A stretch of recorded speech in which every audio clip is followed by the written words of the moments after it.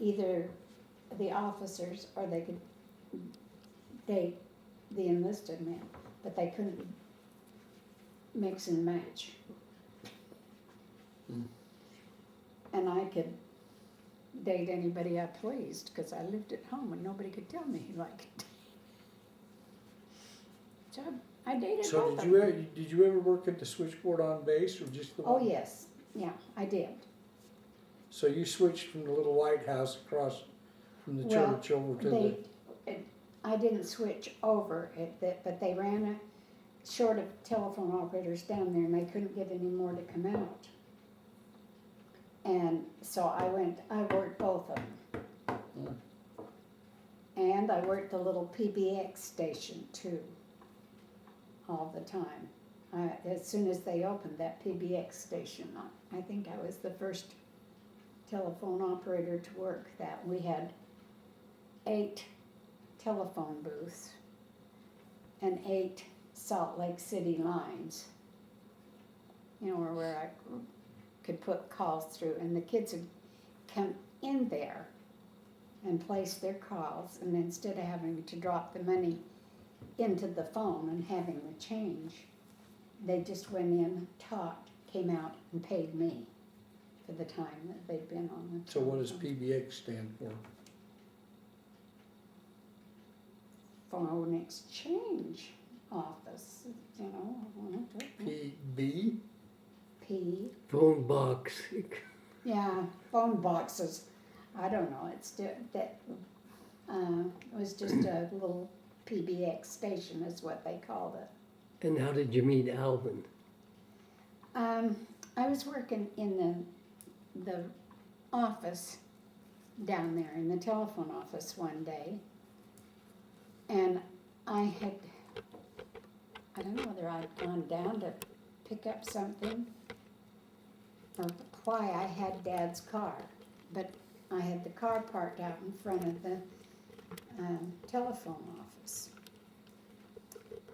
And I went out to get in the car to come home, and Alvin was out there. And he had seen me talking to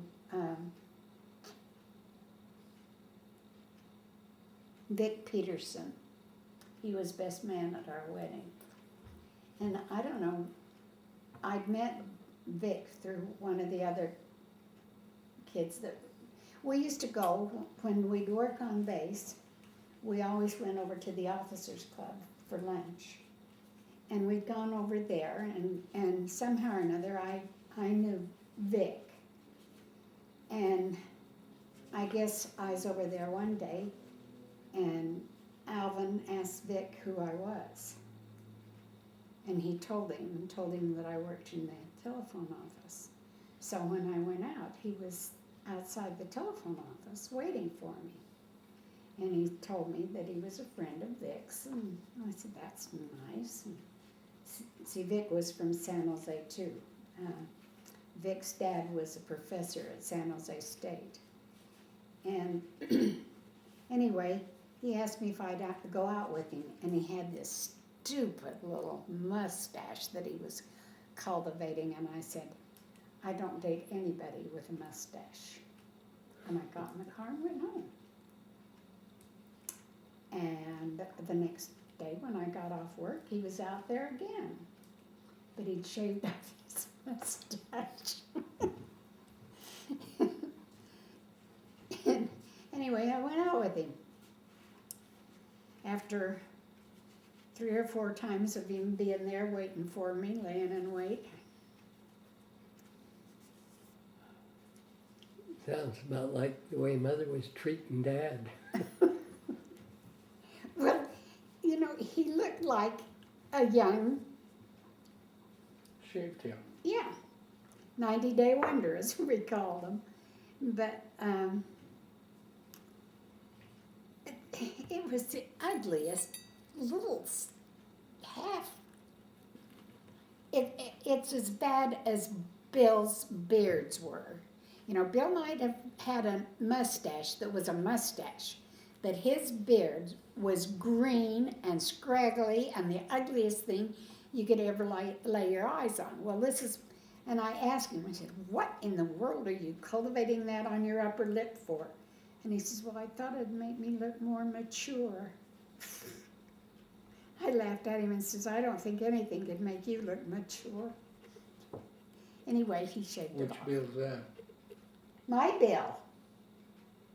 Haven't you ever noticed, well, he, You know, Fred, you're not in any of these pictures. I'll get there. No, you won't. You'll hide back there the whole doggone time. No, I got in, when I did it at your place, I went over and sit by, but it's hard for me to tell where it's pointed and stuff. I'll come up and, Come Sit right here.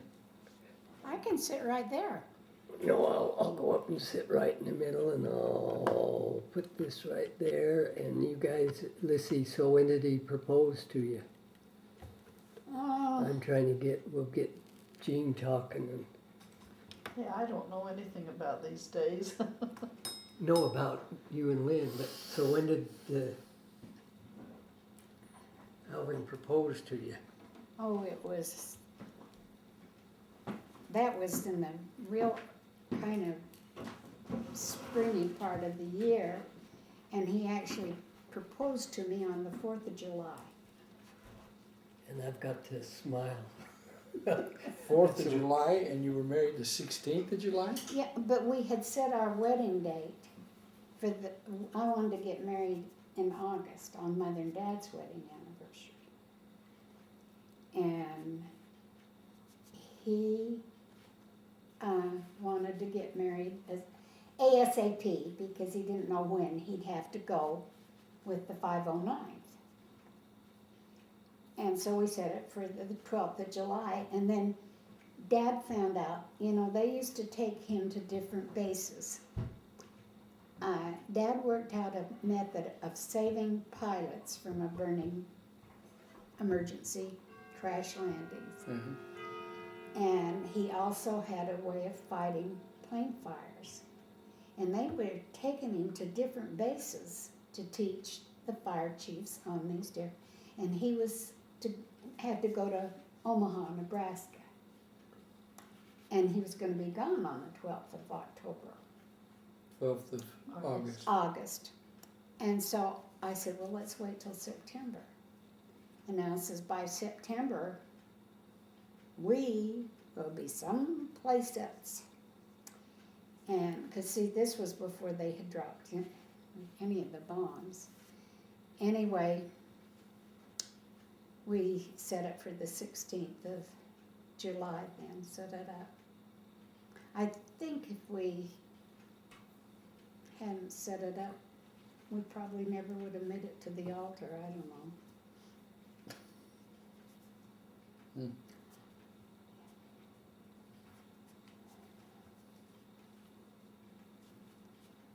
But anyway, we set the date from the 12th of August to the 16th. And then we found out that was Uncle Pudge and Aunt Izzy's. Anniversary. Uh-huh. They'd been married 20 years. Or 10 years. 10 years, I guess.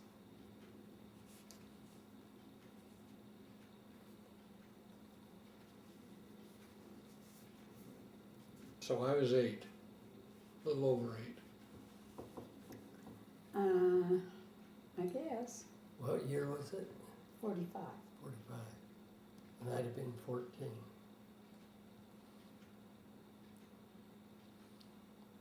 I'd have been 2. Yeah, you'd have been 2. Or like Queen Amelia says now that the 24th of November she turned 3, and she'll say, I'm almost 3.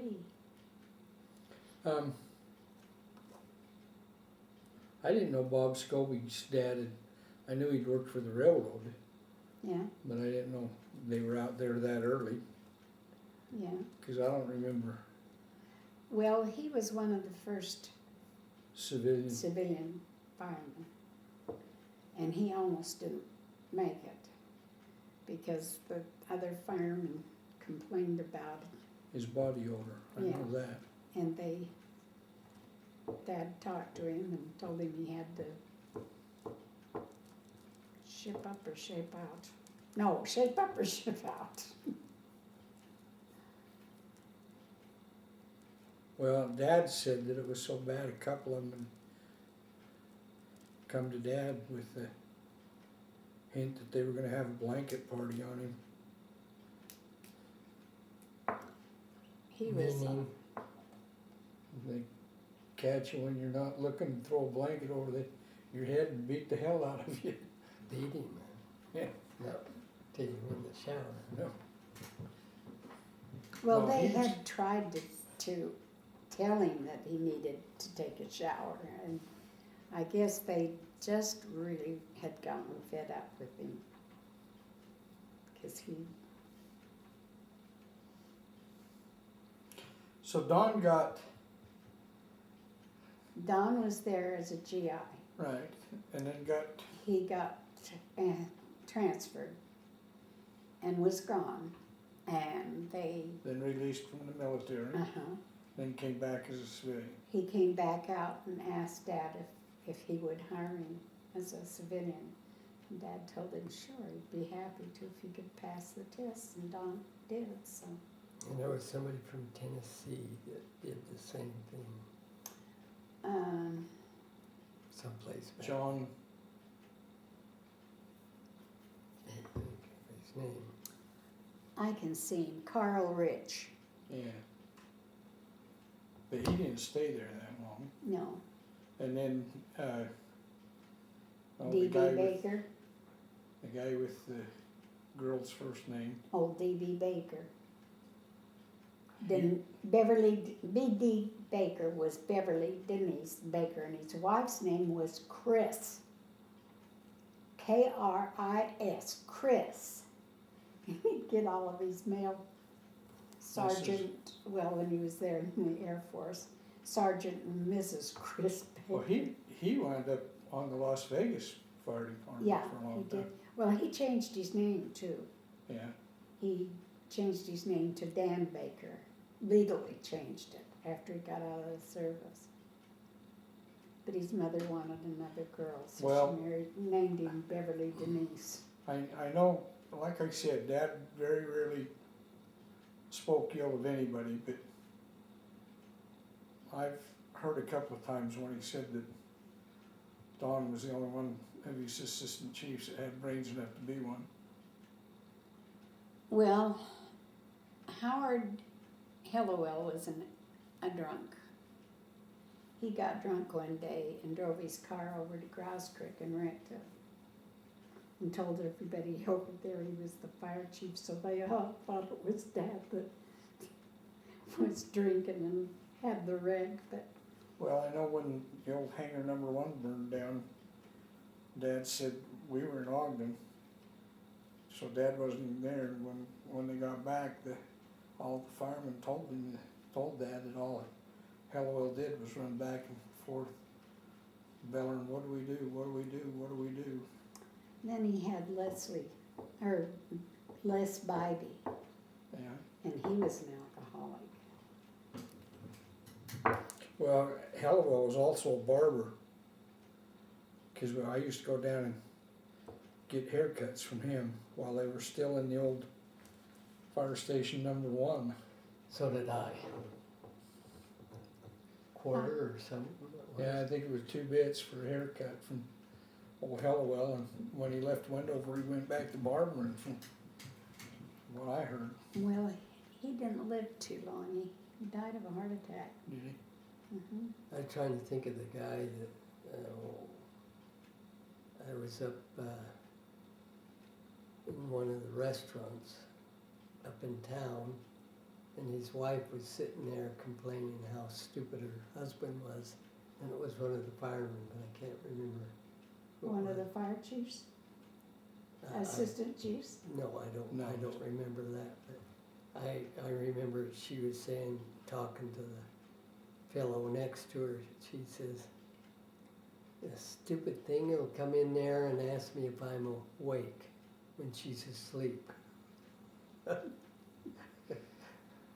And of course it'll wake me up.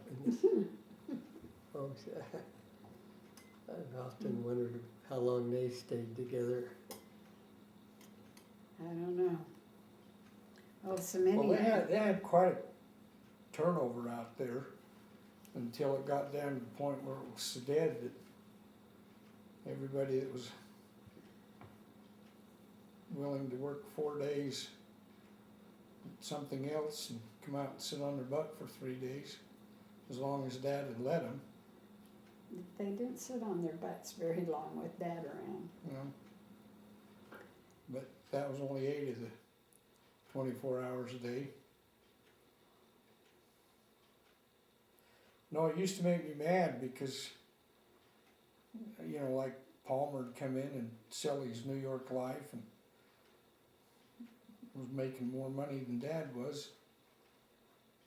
And Paul, I was in the truck one time with Palmer, and we were sitting standby because they were having some practice equipment drops.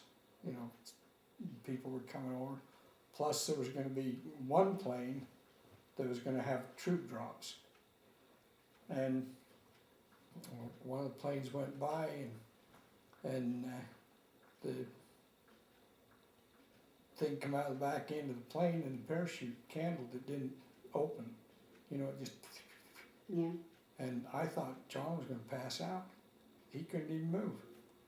He could not even move because he thought it was one with a man in it. You know. I can't watch this. I can't watch this. You know.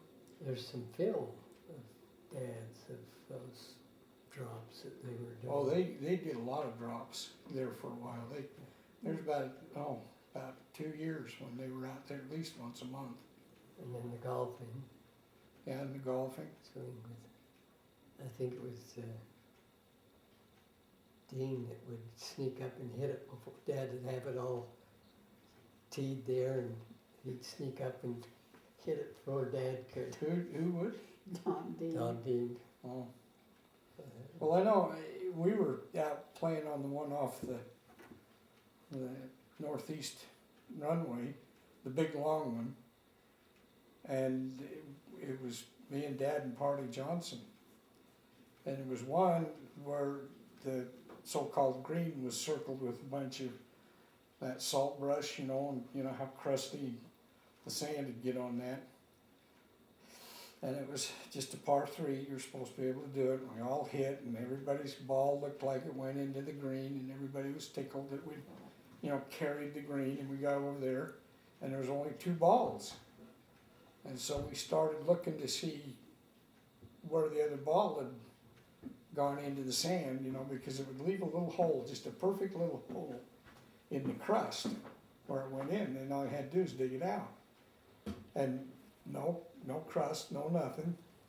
And all of a sudden, Parley said, "Oh, good grief, somebody made a hole in one, there's a ball in the cup." And he reached down and pulled it out, and it was his. So we were all present for a hole in one, and none of us saw it. Nobody even saw it go in the hole. And then it was funny, we went up to the next tee, and Party kind of sashayed up and says, you know how you're supposed to let the low scorer go first? It's golf etiquette, you know. And Party walks up and he says, "Well, can anybody beat a 1? And no, that golf course, both of them were a lot of fun. It was really, really something. Okay, now when did you and Jean meet? Well, I was home off my mission in 1961, and she was still in high school.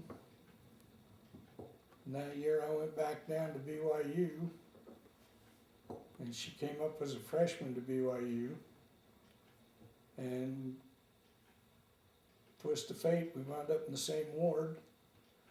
They called me to be a Sunday school teacher, and went in and started teaching Sunday school. And she'd sit in the back with one of her friends, and she hated to have glasses. And her dad wouldn't let her have her contacts yet, so every once in a while I'd catch her doing this to try to read the board, you know. Oh, I did not.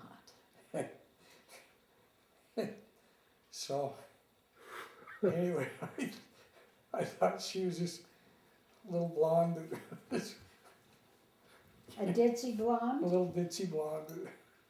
And she thought I was an egotistical RM. Thought I knew everything there was to know about everything. Now let's hear Jean's version. I did get contacts right after Yeah, I got them when I was 18.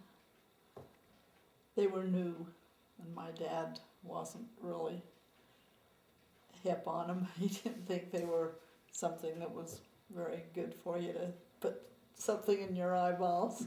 especially I the would old have had ones. a little trouble doing that. Especially the old ones that were about the size of a garbage can lid. Yeah, this was in 1961. And so did you have your eye on him? No, we didn't really even Didn't even socialize that that first year. Mm-mm. Then the next year she moved over. I was in the Helaman Halls. And She I moved moved over over to to what they Helaman. called Sheelaman Halls. And we'd run into each other at the And, Cannon Center for dinner. yeah, that's when That's when we got to be friends. And then So when did he propose to you, Jean? oh jeez, May May 20th. May 20th of '63.